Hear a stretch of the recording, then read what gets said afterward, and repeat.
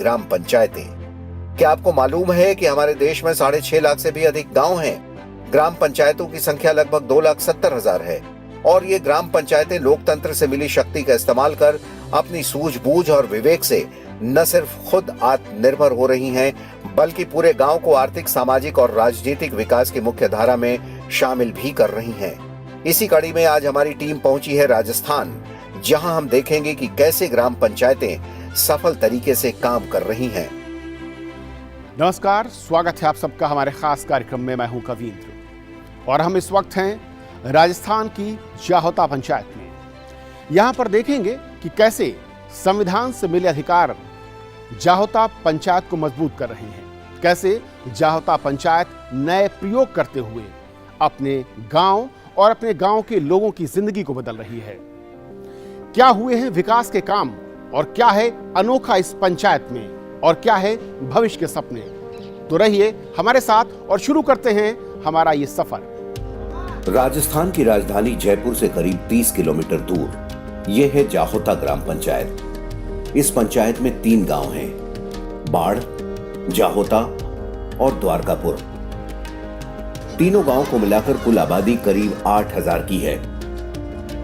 जाहोता पंचायत में डाकघर, प्राथमिक स्वास्थ्य केंद्र, पशुओं का अस्पताल, बच्चों के लिए सीनियर सेकेंडरी स्कूल और बैंक जैसी आधुनिक सुविधाएं पहले से ही मौजूद हैं, लेकिन इनकी हालत बेहद खराब थी। पंचायत चुनाव के बाद युवा सरपंच श्याम प्रताप सिंह राठौर ने इन संस्थानों की तस्वीर बदलने का संकल्प लिया। लोकतंत्र से मिले अधिकारों का इस्तेमाल करते हुए शुरू हुआ पूरी पंचायत और उसकी तमाम इमारतों को चमकाने और उन्हें नया रूप देने का अभियान। पंचायत ने तय किया कि सभी लोग मिलकर जाहोता को एक स्वच्छ हेरिटेज पंचायत बनाएंगे। जैसे ही मैं सरपंच बना तो मेरा पहला उद्देश्य ये था, मैं पहले शहर में रहता था लेकिन मैंने कहा मुझे अब मेरे गांव में रहना है और इस गांव के लिए मैं क्या कर सकता हूं, तो मैं उस प्रयास में जुट गया। सबसे पहले हमने मोदी जी के स्वच्छ भारत मिशन की ओर ध्यान दिया और हमारे गांव को एक स्वच्छ गांव के रूप में स्थापित करने का हमने प्रयत्न किया, जिसमें हम काफ़ी हद तक सफल भी रहे।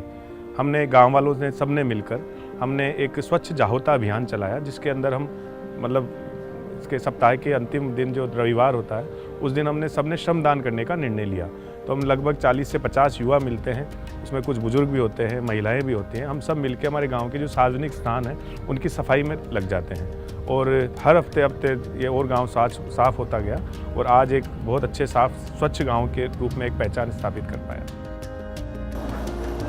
जिन इमारतों में कभी लोग जाने से भी डरते थे, जिन्हें देखकर बच्चे और महिलाएं दूर भागती थी, जिन दीवारों पर गंदगी रहती थी, उन्हें नया रूप देने का अभियान शुरू हुआ।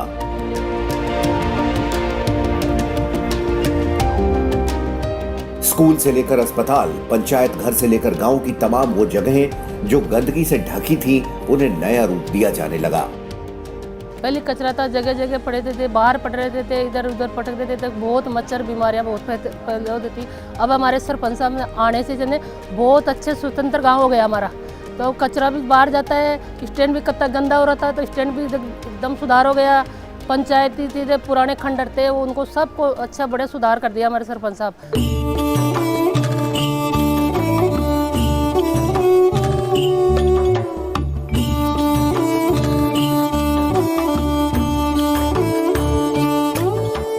दीवारों को नए रंगों से सजाया गया, लोगों को जागरूक करने के लिए स्लोगन लिखे गए। कुछ साल पहले तक ये पंचायत घर इस हाल में था कि गांव के लोग यहाँ आने से कतराते थे, लेकिन पंचायत ने अपने प्रयासों से इसका कायाकल्प ही कर दिया और इसी तरह पूरी पंचायत को हेरिटेज पंचायत के तौर पर पहचान दिलाने की कोशिश शुरू हुई। नवयुग है ये, तो इनके प्रयास से इन्होंने बहुत लगन से इसको इतना चमका दिया है कि हमारा राजस्थान के अंदर पंचायत का पहला नाम है विकास के अंदर। आज हमें यहाँ आकर के जब देखते हैं ना पंचायत को बाहर वाले, तो भी ये कहते हैं कि साहब जाहोता पंचायत ही है, यहाँ बहुत अच्छा विकास हुआ है, बहुत साफ सफाई हो रही है और गाँव की सुंदरता भी अच्छी बढ़ रही है। गांव में फैला कचरा और पंचायत की सड़कों पर फैलने वाला पानी जाहोता को साफ सुथरी हेरिटेज पंचायत बनाने के सपने को तोड़ रही थी। पानी की उपलब्धता तो थी, लेकिन गांव वाले इसे बर्बाद भी बहुत किया करते थे। जिसके चलते गांव की सड़कों पर पानी फैला रहता था और कचरे के ढेर के चलते गांव में मच्छरों का आतंक था। लेकिन पंचायत ने इसके लिए गांव में कई मैजिक पिट बनाने का काम शुरू किया, जिसमें गांव का इस्तेमाल किया गया पानी इस मैजिक पिट में जाने की व्यवस्था की गई और देखते ही देखते ये प्रयोग रंग दिखाने लगा। जिन सड़कों पर पानी भरा रहता था वो सड़कें अब साफ सुथरी रहने लगी। गांव की बड़ी समस्या जो अपना ग्रे वाटर होता है उसकी व्यवस्था थी, क्योंकि हमारे पास में नदी होने की वजह से हमारे जल स्तर थोड़ा अच्छा है और पानी भी बहुतायत मात्रा में है। तो पानी जब घरों में ज़्यादा मात्रा में पहुंचता है तो जाहिर सी बात है कि वेस्ट भी ज़्यादा होता है, तो जगह जगह पर पानी इकट्ठा होता था। सर्वप्रथम हमने नालियों की व्यवस्था की कि सुचारू रूप से व्यवस्थित नालियाँ बने। फिर हमने मैजिक पिट, लीच पिट और शॉक पिट्स वगैरह बनाए, जिससे कि गाँव का पानी गाँव में ठहरने लगा। कोई भी ग्रे वाटर अव्यवस्थित नहीं था।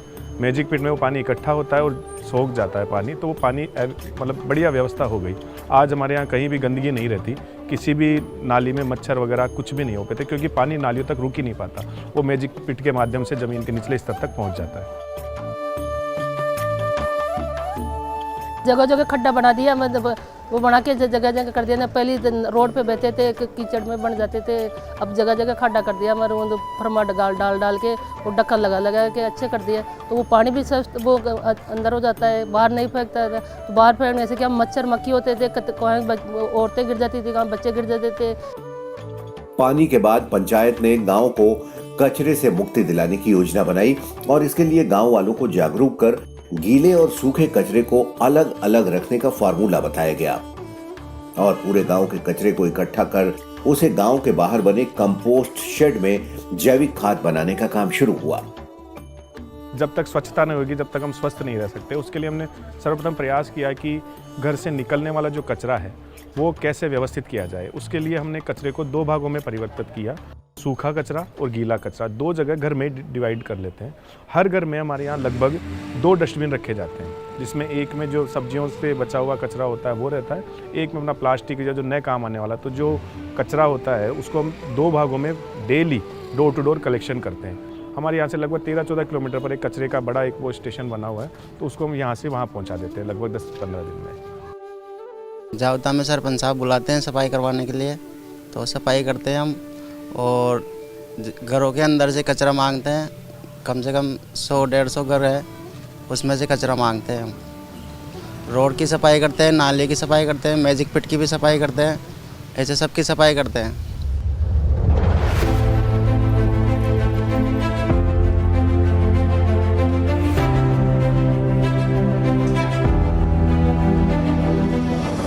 पंचायत में 400 से अधिक बंदरों का आतंक था।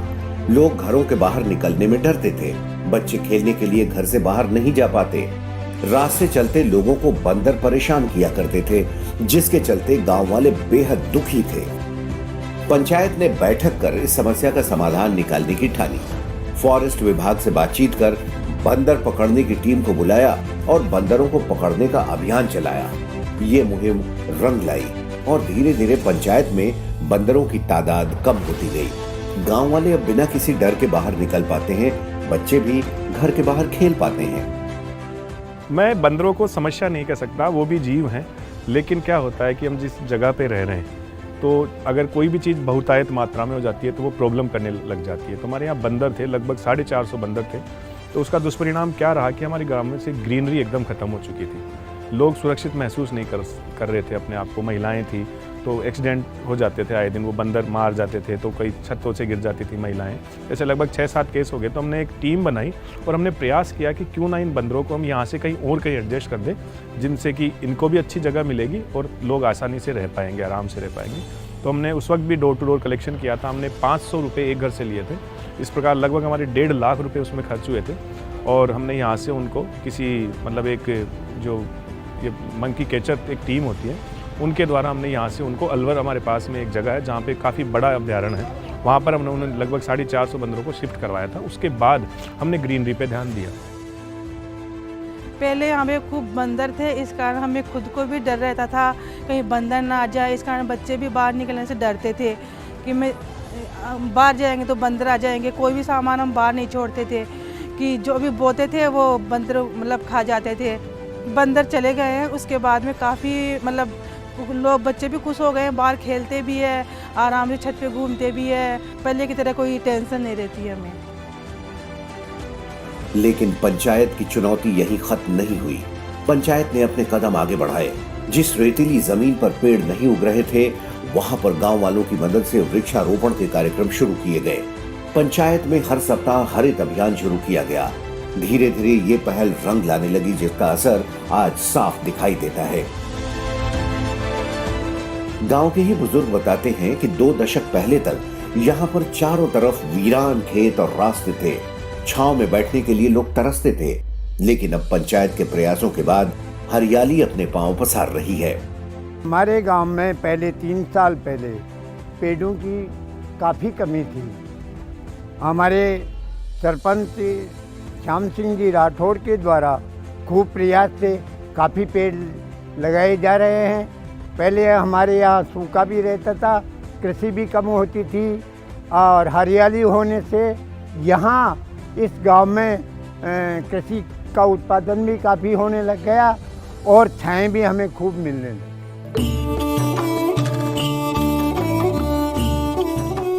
हर हफ्ते चलाए जाने वाले पौधारोपण के लिए पंचायत की पैसे की जरूरत बढ़ने लगी। इसीलिए पंचायत ने अपने अधिकारों का इस्तेमाल किया और गांव में ही एक नर्सरी कार्यक्रम शुरू किया। इस नर्सरी में आज छोटे छोटे वृक्ष और पेड़ों की कटिंग लगाकर उन्हें तैयार करने का कार्यक्रम चल रहा है। इसी नर्सरी से तैयार पौधों को गांव के अंदर और उसके बाहर चारों तरफ लगाया जाएगा। इस नर्सरी से मिलने वाले पौधे गांव वालों को फ्री में दिए जाएंगे। पंचायत को उम्मीद है कि आने वाले कुछ वर्षों में गांव की आबो हवा बदलेगी और ये गांव एक हरा भरा गांव हो जाएगा।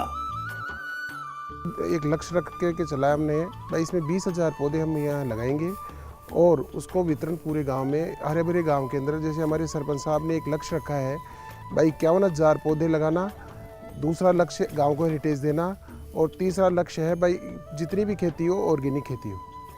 तो इसके तहत ही हम ये नरेगा के माध्यम से 20,000 पौधों का हम यहाँ पर उत्पादन कर रहे हैं, जिससे गांव के अंदर इसको मतलब वितरित किया जाए और सुविधाजनक मतलब गांव वालों को मिल जाए यहाँ पर। जाहोता पंचायत अपने अधिकारों के सही इस्तेमाल और गांव वालों की सहभागिता से हरित, स्वच्छ और हेरिटेज पंचायत बनने की ओर तेजी से कदम बढ़ा चुकी है। और इन कदमों को राह दिखाने में ट्रेनिंग की भूमिका बड़ी है, जिसे नियमित तौर पर पंचायती राज विभाग आयोजित करता है। इन कार्यक्रमों में हिस्सा लेने के बाद सरपंच और पंचायत के दूसरे सदस्यों की सोच